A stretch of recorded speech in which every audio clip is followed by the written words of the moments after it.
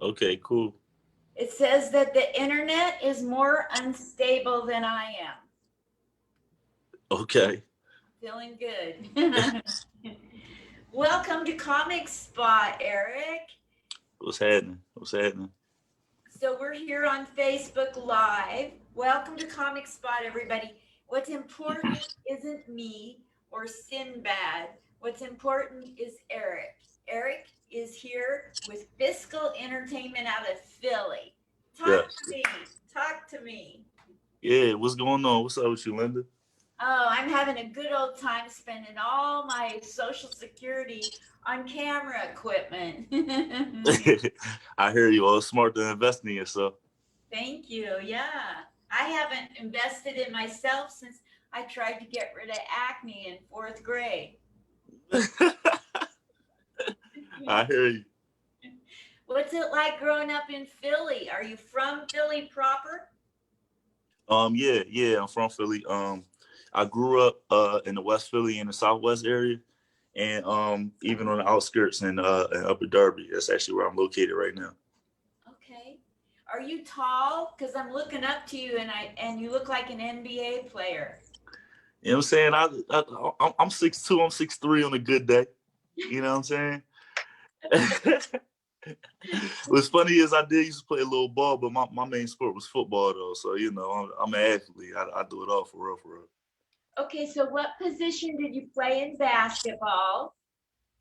Well, well, I mainly in basketball I would play like in the summer leagues and stuff like that. So I'll play the two guard or maybe the three. And what You did know, you play in football? or football I played all the skill positions, but mainly like I love defense. So I was like a safety in the corner. I like to hit, so I was knocking heads off. I had to get some aggression off. Yes. My my my brother-in-law is super famous from the University of Oregon Okay. well, for being white and good at football. I need to say that. And That's he's funny as hell. he's on the wall of fame at University of Oregon. Oh, that's dope. Yeah. Hey, you really owe it to Oregon and Philly for us sending you Chip Kelly. Oh my goodness, man. That dude, man, he did a number on us. He did a number, but he definitely look, he wiped out some things and then we got a Super Bowl out of it. It's true. You know what Boy, I'm that saying? guy, talk about bait and switch. Yeah, I know, right? Tell me about it. Ugh. I lived in Philly for about 6 or 7 months. I lived right by the art museum. Okay. Okay, that's a cool area. Yeah, I just rented a room. I don't even think I was legal on the lease. Don't worry about it. It wasn't one of those. It wasn't one of those Karen things. It's all good. Well, you sound like a normal Philadelphian, not being legal on leases and stuff. It's cool. You fit right in. You're an artist. Talk to me about all your art, Eric, and then talk Yeah, to me about entertainment. yeah, I am. The thing about it is it's funny we talked about sports. That's a good segue. By the time I was done playing, football, in college and stuff like that, I was really just into recording. I was on campus with some friends, and I came back to Philly, and all my friends was doing the same thing. But I started to kind of take a liking to producing. So I had a friend that was making beats, and he kind of had a plan to. We had a plan to go down to Florida and do some things, but I was still in college, so he actually went down to Florida to do it, and I Was stayed he up here. making was he making knockoff beats by Dr. Dre? Well, I could say he was making the best beats he could with the bullshit we had in the basement. Let me tell you that. You know what I'm saying? Like our setup was pretty, our setup was a knockoff, but I felt that the vibrations were real. Nice. Okay, back to the story. I couldn't keep my mouth shut. It's all good. We I basically just kept writing, and I actually started linking with other people, and for me being an athlete and playing sports my whole life, I never really wanted to be out there as a rapper. I didn't want to seem like I was trying to be cool, nothing like that. So I fell in love with the business of music. Just helping promoting artists and help managing them, doing artist development, writing for them, coming up with hooks. Because I was in school for marketing too. So, the thing is, I needed to touch the people and, show them, my skill set. So with all that going on, I always, was a writer. And, sometimes you can only put a battery in somebody's back. You can't make them do something, So I was just like, tired of, just waiting for people to do certain things. So, I just took it upon myself to keep on doing the music. People think I'm hot. They always supported me. Then I just started doing my own shows. And then it kind of started from there. Wonderful. So you represent talent. You have your own rapping, hip hop. Is that correct? Am I talking normal? Right. So the thing about it is, in the beginning of it, we basically started running in 2013. And I wasn't doing shows yet. And what I wanted to do was not make it like a traditional record label, but I wanted it to be an entertainment company, to where as though I'm not just putting myself in a box, whereas I'm just a rapper. Like, I, as an artist alone, I'm a rapper and a singer. I'm a songwriter and the founder of what we got going on. So when I do have my shows, or when we do certain projects and things like that, I basically bring everybody together. I'm the liaison, the executive producer, and all that. So if I have a show, I'll hire the host, hire my DJ, hire the comedians, hire the acts, make sure that, the timing is right and all that stuff. And I just put it all together. But the thing about it is, a lot of that was the beginning stages. And since I've been doing it for a while, right now, it's the time for me to, step up and level up. And, I got people that's working with me to do that kind of stuff, as opposed to it just being me. Yes. So talk to me about some of the talent that you have promoted and produced. Well, as far as it's funny because as far as my shows, I wouldn't have done my shows if it wasn't for the comedians. Got it. I've worked with a comedian named Sherry Franklin. She was pretty dope. I love Sherry. She actually she hosted a lot of my shows, brought a lot of talent through to my shows, and just created a good vibe. I haven't had her host this show in a while, and she still represents what we have going on. So that's how much she had going on. We had much of what we had going on.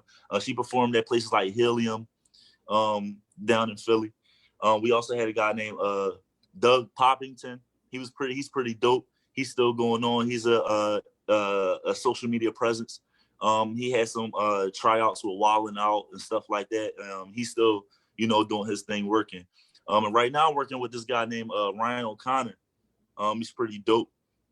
He's different, very different from what I'm used to, but it's cool because that's what I like about comedy. Well, that's what I love about art.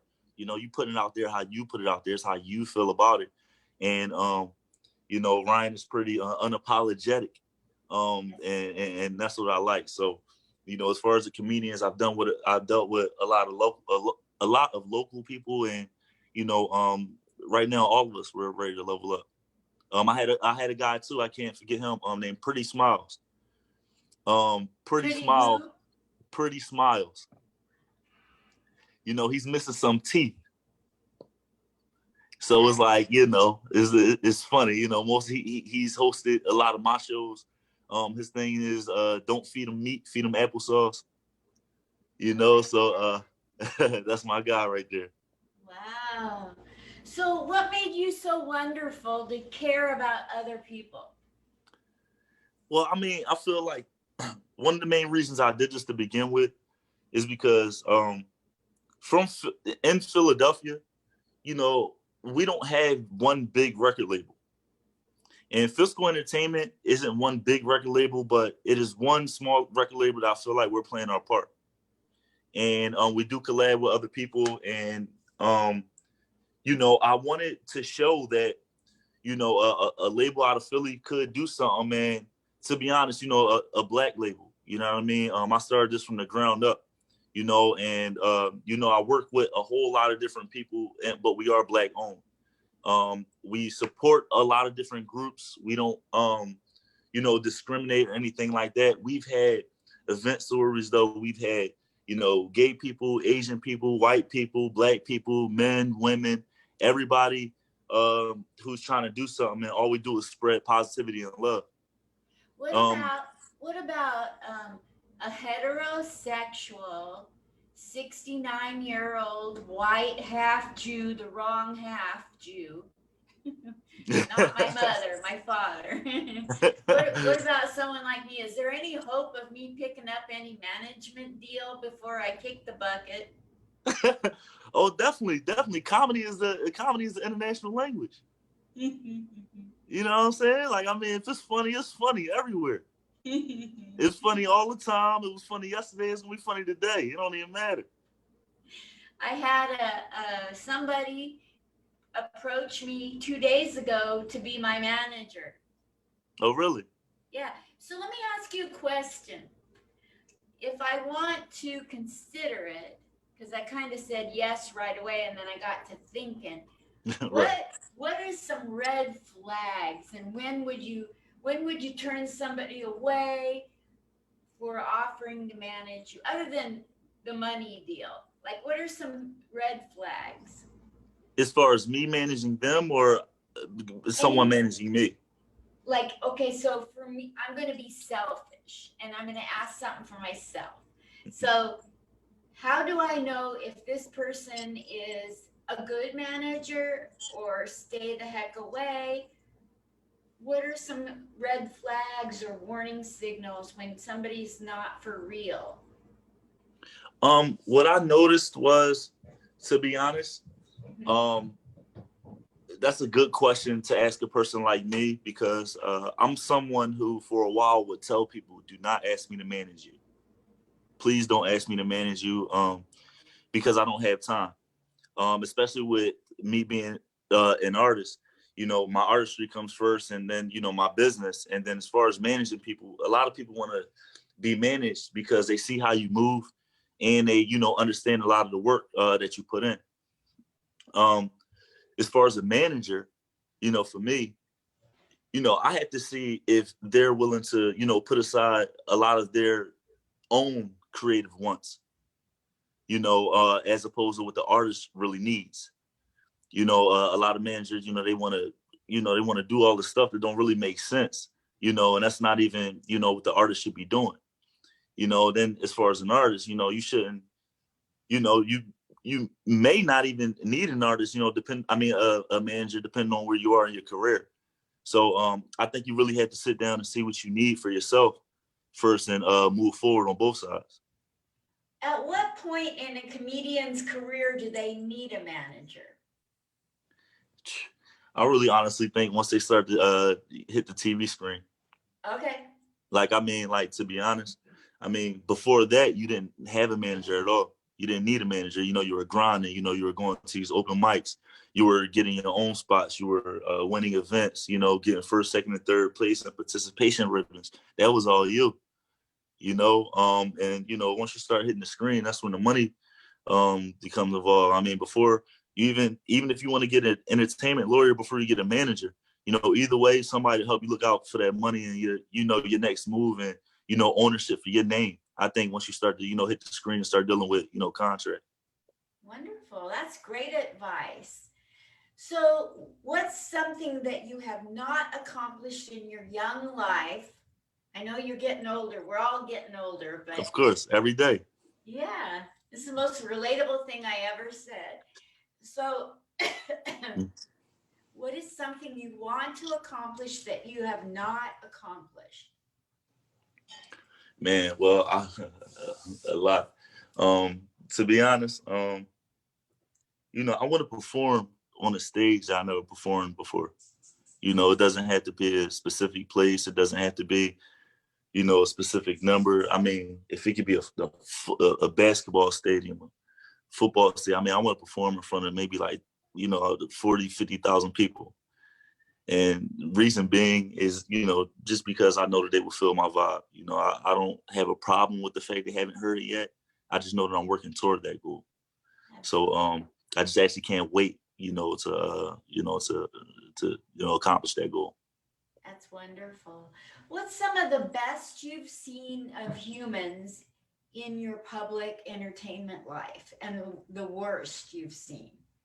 The worst. In public. I mean, do I have to know them? No. No. The best I've seen, I could say one of them is Jamie Foxx. Yes. Jamie Foxx, like, at plain and simple. I mean, we touched on a couple of different subjects, but he is as good as anyone at anything that we were talking about. Yes.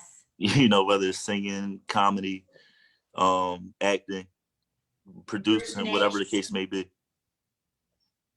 Of course. Impersonations. Yes, of course. I saw him on TV just last night.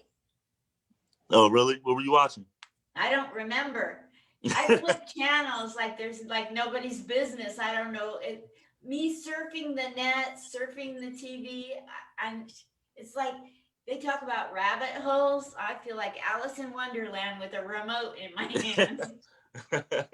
I hear you. So, what's the worst inhumanity in the business that you've seen without naming names? Worse than humanity without naming names.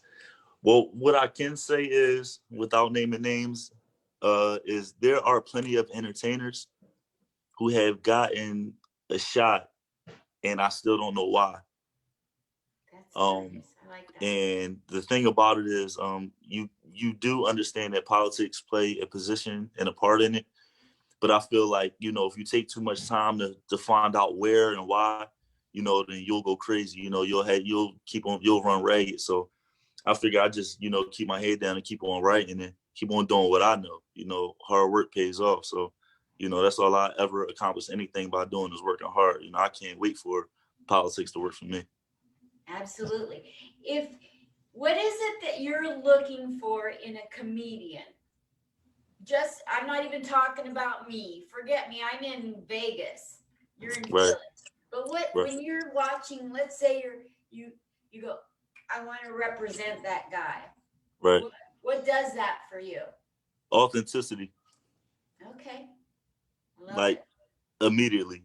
A lot of comedians, I like them because you can tell where they're from like the first time, from the first maybe 10 seconds they open their mouth. You might not be able to tell that, a Southern comedian is from Atlanta, but you can tell he's from down south. After he starts talking about Peach Street and, all this other stuff, now he's from Atlanta. But, I like authenticity. I like, for you to be able to understand the comedian's story just by maybe looking at a couple skits or seeing a couple stand-ups. So authenticity is big for me. I love that. You know what city I was in when I learned what it is to be authentic? Where? Philly. Philly, yeah, there you go. I went and I graduated from a class and I got a ride home with the headliner and he was my landlord. So okay. Big deal. And so never room with the headliner when you're a baby comic because they're clear up here and you're way to, and they remind you of it. Right. So I got done doing this graduation show and he knew all my jokes. I had 22 punchlines in 5 minutes and we had a board in front of us all with all our jokes, blah, blah, blah, blah, blah. And I skipped a few, like my eyes jumped around or something. And they were all standalone jokes. But on the ride home, he goes, have you ever thought about what it means to be authentic? And I was like, is he telling me I bombed? Pretty much. Right. So I went and I meditated on the word authentic. And I wound up finding Elanya Van Zant, who does all this training and how to get in touch with yourself and be authentic. And it transformed me on stage. Right. Of course. Yeah. Definitely. How did you get authentic? Is that something that you had from birth? I think so. I mean, the cliche saying is like people say life humbles you. But, a humble individual, like, you can't be double-minded. I love that. So the thing about it is, like, if you're double-minded, you're double-hearted. So you don't know which way to go. So I feel like if I stay down to earth, then I will know where I want to go. Like, even if I'm not there yet, I know where I've been, but I know where I want to be. I love that. I love you for saying that. You shot arrows into my heart. That's Oh such my a goodness. beautiful thing to say. Beautiful. Thank you. So, how did you turn out this wonderful? Have you already answered this? You're absolutely wonderful, magical. You're a unicorn. Oh my goodness. That's my daughter's favorite thing. How old's your daughter? Or Oh, what a great age. yeah, yeah. What's your first name? Josiah. Josiah. Josiah? Yep. Beautiful. Yeah, Beautiful. thank you. I bet she's a doll, right? Yeah, she's awesome. I actually just got her in the studio this past summer. What'd she do? Yeah, but she did a few vocals on one of my tracks, and yeah, she just she liked the vibe of the studio. You know, she always wanted to know where Daddy was going and wanted to see where I was working and stuff like that. So she went in there and fell in love with it the same way I did. That's great. How young were you when you fell in love with the studio? To be honest, I was older, because like I told you, sports, that Yeah. was my thing first. But, when I was done playing sports, I had a lot more time, in college. If a day of your respective teams, sport is like 8 hours, like they own you all day. So when I was done playing sports, I had all day. I was in the studio and stuff like that. So I was like 19, 20 years old. And when I was like, the friend that I told you that went down to Florida, we made that little studio when I was about, 19. So I was older, but I did love, like certain instruments and stuff like that when I was younger, but I really wasn't into it as much as sports. Like sports just took over everything. What college did you play football for? East Stroudsburg University. East East Stroudsburg University is a Division II college down here in the Poconos. in the Poconos. Yeah. Wow. The Poconos used to be famous for comedy and entertainment, didn't it? From what I do know, they had it's not too far from New York and New Jersey. Yeah. And even the small scene they had when I was out there at the time, they had a nice crowd coming from I-80 the other way, coming from Jersey and New York. So yeah, it's a good like melting pot of people that come from from bigger cities. Okay, well, screw the Poconos. I want to get back to your football. You played safety, correct? Yeah. And Yeah, I played safety once I got into college. In high school, I was more, corner and safety and like wide receiver and stuff like that. So you were the hero. I wouldn't say all that, I was MVP, but I don't call myself the hero. I let everybody else call me that if you want. That's right. That's the way it should be. Like that is such a wise comment, because people say I killed on stage or whatever, or I have a gift of, God gave me the gift of what, and it shouldn't be you talking about it. It should be coming from others. I kind of had three things to say. Okay. On that one subject. All right, now in football, you still there? Yeah. Mm-hmm. I'm here. In football, two of my favorite people are Deion Sanders and Joe Namath. Oh my gosh. And Deion Sanders said, if your dream isn't bigger than you, then you're dreaming wrong. Joe Namath said, football convinced me that life is a team game. And fiscal isn't just fiscal like the fiscal word or of pertaining to cash is an acronym. It means fundamentally integrated styles of corresponding adjacent lifestyles. So for me, I understand that it's not just about you. Nothing you do is just when it comes to success, anything, like you really have to give praise and hope to the people around you.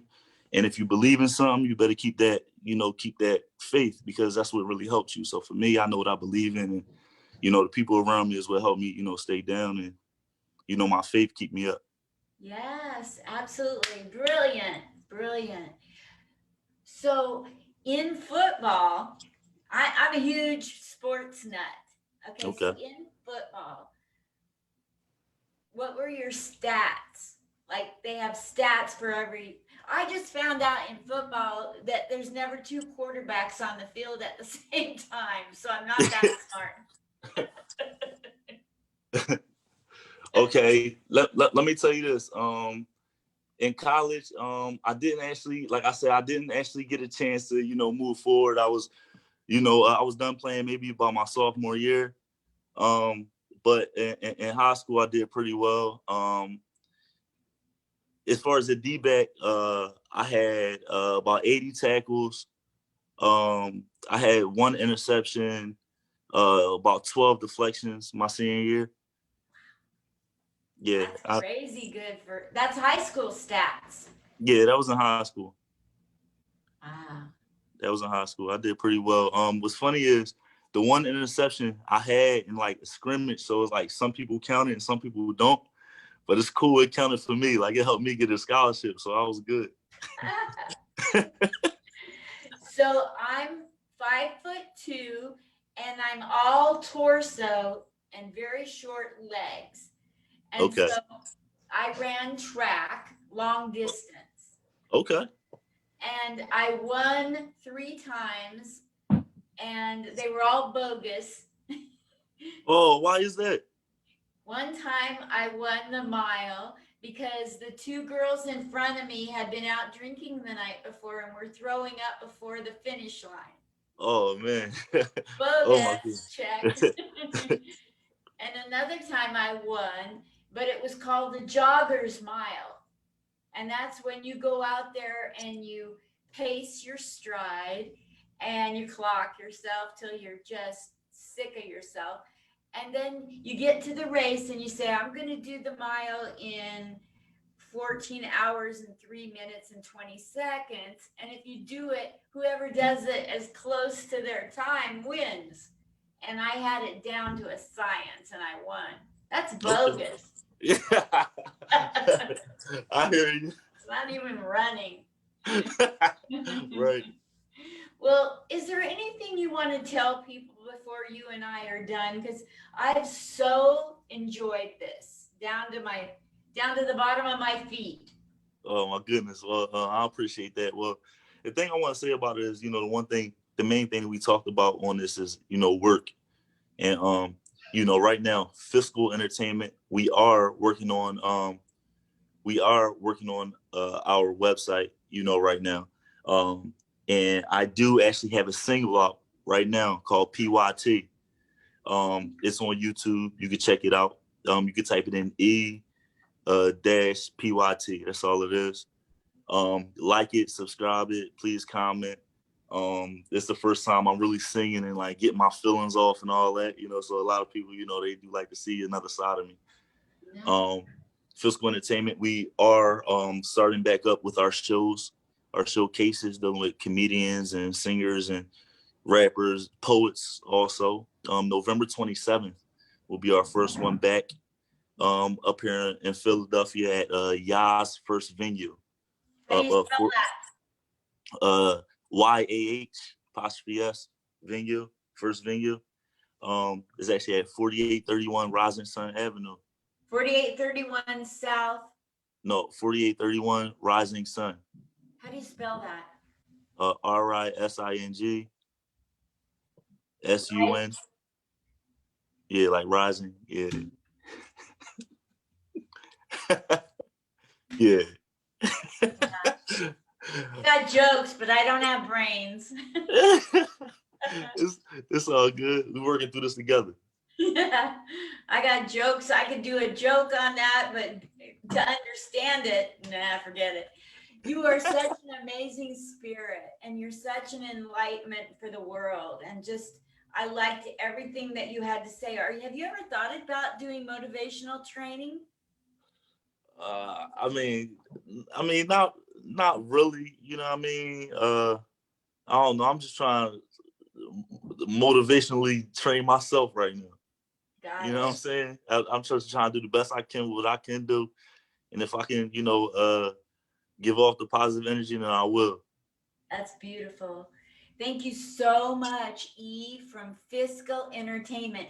Fiscal doesn't stand for money. It doesn't stand for this. It Right. stands for Fundamentally integrated styles of corresponding and adjacent lifestyles. love it. What gave you that idea for that acronym? Um, just being around different people who do different things, who kind of want to do the same thing. You hear people talking, and a lot of times, they're saying the same thing in different languages, or they might be saying it in different tones. But they all, want the same thing. When I was around, these certain people, they were from different parts of the city, and I was getting these ideas from people from the past who live in different states, who come from different walks of, life, who some of them ain't black, some of them didn't play sports, some of them, we might have just spoke once. So I just said, let me just, put something together that involves, unity. It's like really just, talking about spreading love and putting everything together. Love it. I love you, and I'm so glad Ryan Patrick O'Connor turned me on to you. Right, that's my guy. Yeah, I want to send me any flyers that you want me to share with people. And once a month, you can come back on and promote something for 5 minutes every month. I don't care. Okay, that's what's up. Well, I appreciate that. Thank you so much. I appreciate you, Eric, from Fiscal Entertainment, you guys. See you Yes. later. Love Yeah. you See. lots. Yeah. I don't know how to do that. It's cool. You'll see it. You'll see it enough. See you later. See you later.